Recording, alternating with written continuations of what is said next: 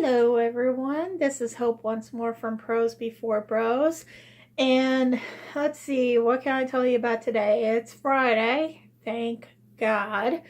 And let's see here today also, I think it might have been yesterday, was the premiere of the White Castle Impossible Burger, and I went ahead and got myself a couple of those, and guys, they're not that bad. I am shocked. They're actually pretty damn good. I was going to do what you crazy kids out there on YouTube do when you eat while getting a vlog out there. I guess it's mukbang. I don't know what you crazy kids call it. I was going to do that, but just don't want to gross you out by showing you me chomping away at my vegan cuisine and having to listen to me, with crumbs flying everywhere. It's just awkward. I don't usually do that until like the third date. But all right. So, I wanted to touch base with you guys. I do have some updates. One is obviously Contemporaryathon is going to be starting September 17th and going to the 23rd. If you haven't heard anything about it yet, or you can't remember the challenges, definitely look up, you can look up one of my videos. I think I posted it last week and I've got the hiccups again. I don't know what it is about the camera. It induces hiccups for me. I don't know. Makes me do crazy things like sing, have hiccups, and yeah. But anyhow, Contemporaryathon is going to be next week.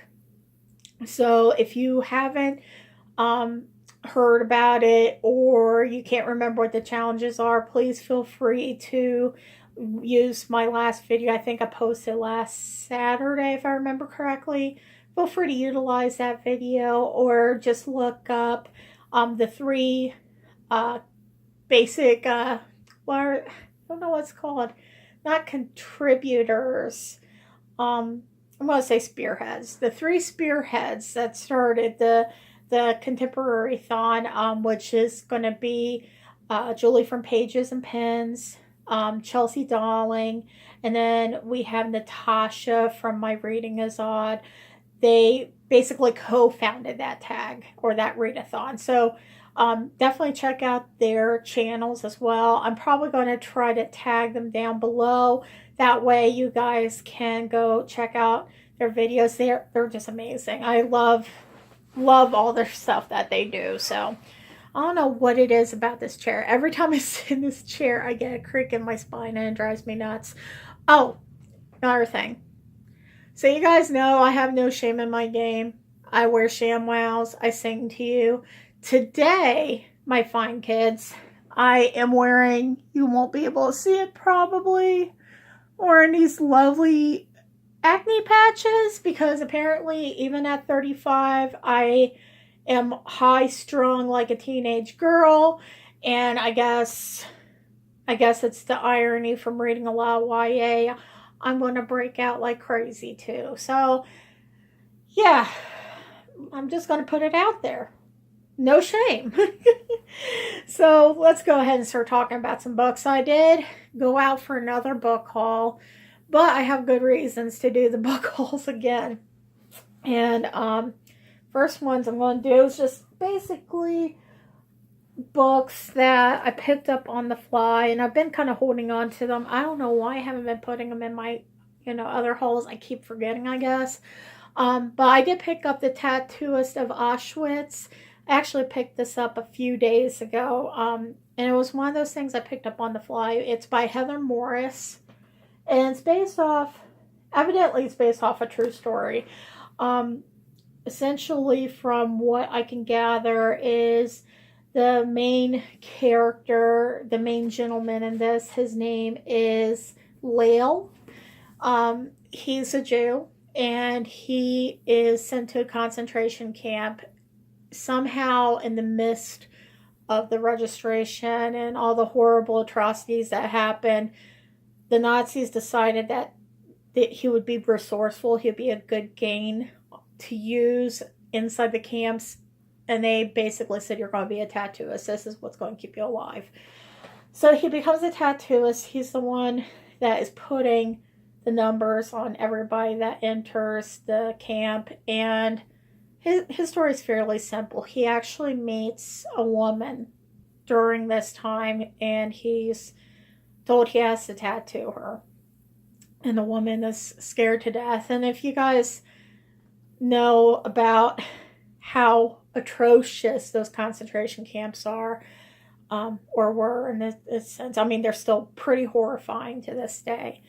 You would know that this is not like going out and getting a lovely tattoo like I've done. This is, savage. It's painful.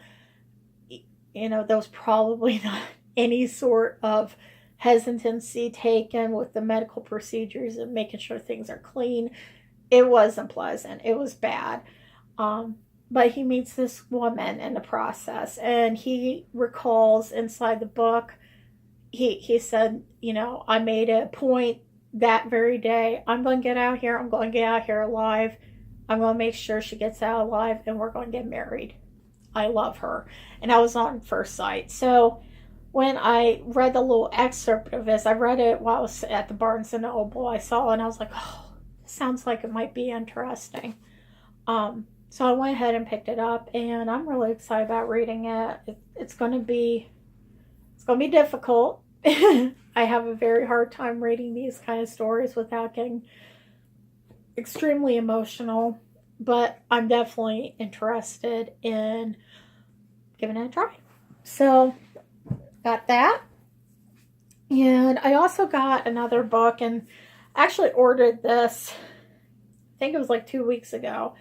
And it is Nick Stechfield, The War in the Dark. It's a very pretty cover. But from what I've been told, this is about kind of the Red Scare, or the communism scare of the 1950s and 60s.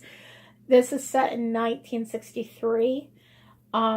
So what I've gathered, I haven't gone too much into it because I really want that element of surprise.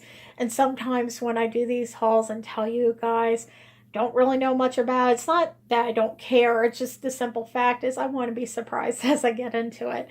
But it's based in 1963. And from what I can gather, it has elements of magic in it.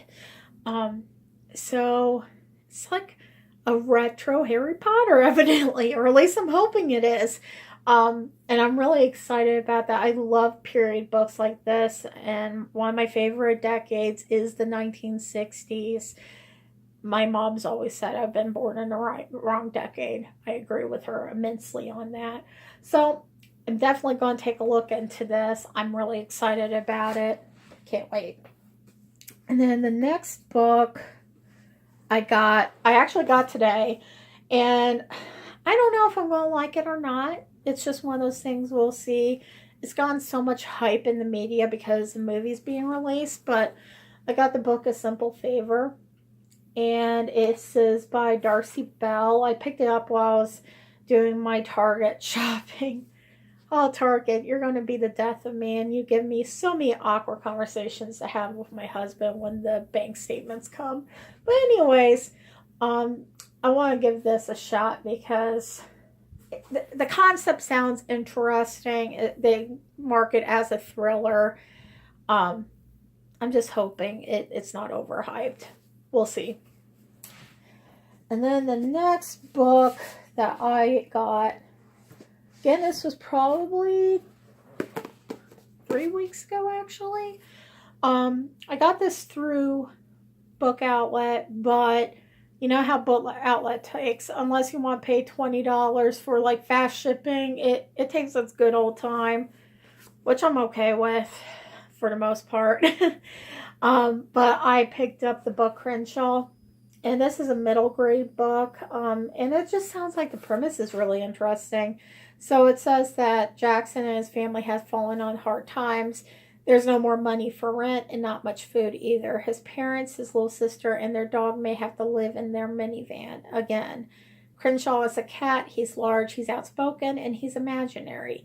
He has come back into Jackson's life to help him, but is an imaginary friend enough to save this family from losing everything? So, obviously, the reason why, first off, that I needed to get this book is, come on, there's a big freaking cat on it. Who doesn't want a big freaking cat in their life? And I've heard so many wonderful things about this book, and it just seems so magical with the font. It's purple, and there's a big fluffy kitty next to this little boy, and yeah, it just seems like it's such an awesome book to read. The author is Catherine Applegate. I believe I got this off their Scratch and Dent, and it's not too shabby. There's a little bit of a cut up here, but it's not anything that is gonna ruin it for me. So I did pick it up, and I think another reason why I love the synopsis of it is it reminds me of that 90s movie, or maybe it was late 80s. Carrie Fisher was in it, Drop Dead Fred. Do you guys remember Drop Dead Fred? I loved Drop Dead Fred. I can't even talk because it's so amazing. I loved that movie when I was a kid, and yeah, it just seemed like this would be a nice little introduction to the imaginary friends all over again. So I'm really excited about it. The next book that I picked up, I actually picked this up because Julie from Pages and Pens has mentioned it at least 2 different videos. And it's a series, and the first book is Every Heart a Doorway by Cian McGuire. It's a very small read. I think it's also a middle grade as well. But it just, yeah, I actually did try a chapter with the audiobook on this, and it's just really compelling. I really seem to be gravitating towards it. So Book Outlet had 2 of the videos, 2 of the books at like a really good bargain rate, but they didn't have the first book. So I ended up ordering it through Amazon. So my goal is, when I ordered the other books from Book Outlet, I think it was last week, they're probably not going to come until next week at the very earliest. So this will give me a little bit of time to do this, hoping to probably sneak it in if I can during Contemporaryathon. If I can't, it's okay. Speaking of Contemporaryathon, I'm having a moral dilemma, you guys. It's serious. So you remember when I did my Contemporaryathon video, how I mentioned that one of the challenges was read a contemporary and non-traditional format. It could be anything from ebook to let's see, I think it was ebook to audiobook. Excuse me. Anything like that. And I told you guys that I was thinking about doing The Geography of You and Me by Jennifer E. Smith. I'm having second thoughts. And I think the reason why is the last Jennifer E. Smith book that I read, I really need to write the title down, because it's one of those titles you'd think, essentially, it just did not touch me. It just did not leave a mark on me or a lasting impression. And I just can't let it float away, to be honest. It was the satirical, or the statistics of love at first sight, something like that. It was one of her books. I believe she released in 2008, if I remember correctly. And I couldn't get into it. I can't even tell you what the characters' names are in the book. I just didn't find it very realistic. I don't know. I think it was okay to read. Like, I managed to get through and I was okay with it. But I just felt like it was a huge letdown too. So the next book I was going to be reading is another Jennifer E. Smith book, The Geography of You and Me. And I was going to do it as an audiobook. I'm starting to have second thoughts because I don't want to get into another rut where I just don't like the book or I'm like utterly disappointed with it. I know that's the risk you kind of take in a situation like this. But I don't know if I'm ready for that. I don't know if I'm ready for that commitment, you guys. So I did pick up another book that I can't remember who told me about it. It might have been one of my friends because they know that I'm a book geek. So, but the book that I picked up is actually a graphic novel. It's called Sheets. It's by Brenna Thumler, and I really am captivated by this book, and I keep thinking to myself, I really want to read it for Contemporaryathon. The only thing I can see possible conflict of interest, I guess, with it is it's not even conflict of interest. The only thing I could see that could potentially be like not a part of Contemporaryathon is the fact that one of the main characters is a ghost. Some people don't believe in ghosts. I, however, do. I actually lived for almost 20 years in a house that was haunted. So, I don't bat an eye at these things anymore. I believe in them. My husband's not a believer, even though weird things have happened in his presence. Yeah. It's creepy. I'm starting to get the creeps now just thinking about it. But I grew up in a haunted house, so I think it's contemporary in that sense. So I don't know. I really want to read this book because I've heard so many great things about it. And also, I gotta show you the pictures, you guys. The pictures are gorgeous. I don't know if you can see them or not. The whole book is gorgeous, and it's a fairly big read, but I think it's going to be a quick read if I go that route. So I don't know. I'll obviously let you guys know what I end up doing at this point. And another reason why I don't want to do another audiobook right now is because I'm literally in the middle of like 3 different audiobooks. I finished, I want to say I always mess up her name, Tafira Mafi, who does the Shatter Me series. I just finished up Nevermore that she wrote, which is a middle grade book. It was beautiful, you guys. It was one of the most beautiful, enchanting books I have read, and I'm hoping to write out a really good review so I could go into real good detail about it and present to you guys. I don't know if that'll be next week. Might be the week after that, after Contemporaryathon has made its course through our world, if you'd like to say that. But yeah, so I did finish that. I also am in the middle of My Own Words. That's the autobiography or biography of Ruth Bader Ginsburg, who is the Supreme Court Justice. Some people don't like her. I absolutely love her. That's just me. I find her very empowering. Can't talk. Oh my God. If I could have her presence and her eloquent speaking, I would be okay. But clearly I'm not. So I'm looking at possibly finishing that up. So I don't really want to get too tied up with too many audiobooks because that's when I get a little bit haywire. My anxiety goes a little crazy. So I did get 3 other books. Well, one's a series. So I actually have been talking, this is still kind of up in the air right now. I'm not exactly sure what the details are at this point, but I've been talking to another vlogger, another YouTuber here in our community. Her name is TheHappyBookTuber. I don't know if you guys have ever watched her videos. I think you guys should. She's amazing. She's funny. She's very witty. She reminds me a lot of me because she'll do impromptu singing at the very beginning of her videos, and it was funny. I was actually watching a video of hers today, and she was doing a live video, and when she was doing her live video, there was a part where they were having some technical difficulties, and she started dancing, and I was just laughing hysterically. She's a freaking riot. I enjoy her completely.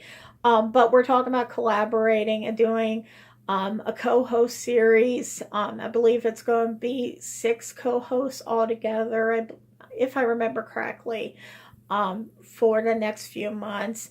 And one of the books that we're going to be doing is actually the sequel to, I don't even want to call it a sequel. It's the second book of the installment of The Gentleman's Guide to Vice and Virtue. I've read bits and pieces of this book inside Kindle, but I really wanted to get a physical copy because sometimes it's just easier for me to read a physical copy rather than an ebook. With my eyesight, I have the hardest time managing to read an ebook for whatever reason it is. But we're looking at doing a live chat or a live show, if you will, of the second book, which is The Lady's Guide to Petticoats and Piracy, which I'm excited about. I can't wait till it comes out in October. But I went ahead and picked up this book. That way I could have a physical copy and try to finish that off as well. And so far it's really good. And then the second book that I got is going to possibly be another live another live show that we're looking at possibly doing in January, if I remember correctly. Unfortunately, I don't know who the other hosts are just yet. As soon as I get that information, as soon as things get kind of cemented together where we know a date and we know a little more detail, I myself will make sure that you guys get that information. I know that the Happy Booktuber will also do that too. She's very good about keeping everybody informed on her information. So we will pass that information on to you. But the next book that we're looking at doing at the beginning of 2019 is Letters to the Lost by Bridget Kimmerer. Hope I said that right. But this book, it's actually been on my radar for a few months. And finally, I decided just to pick it up because the possibility of doing that show, I want to make sure that I get an opportunity to read this and really dig in and annotate and all that. But this book is supposed to be really good too. It's about a girl who loses her mother. Her mother passes away and the girl goes to her grave site and visits with her. And she also leaves notes behind for her mother. Well, over time, she realizes as she's going back, each time she's getting a response to those notes. It sounds like it's going to be a wonderful book. I haven't dived too much into it because I like the element of surprise. Even before I found out that I could possibly be doing the co-hosting with this, I didn't want to go into any spoilers or anything because I want to make sure that I read this and enjoy it. So, yeah. And then the last set of books I end up getting is Laini Taylor's series, The Daughter of Smoke and Bone. These have also been on my radar for a while, and I decided to pick them up tonight on the fly when I was at Barnes & Noble. That way I could start reading those. But I believe that the Happy Booktuber is going to be doing a series of readathons on these books as well. So I love readathons. Figured I'll pick those up. All right. And that's really all I have for you right now. I do hope to have another video out for you guys either tomorrow evening. That's going to be an unboxing with the uppercase. Cross your fingers. It's supposed to come tomorrow.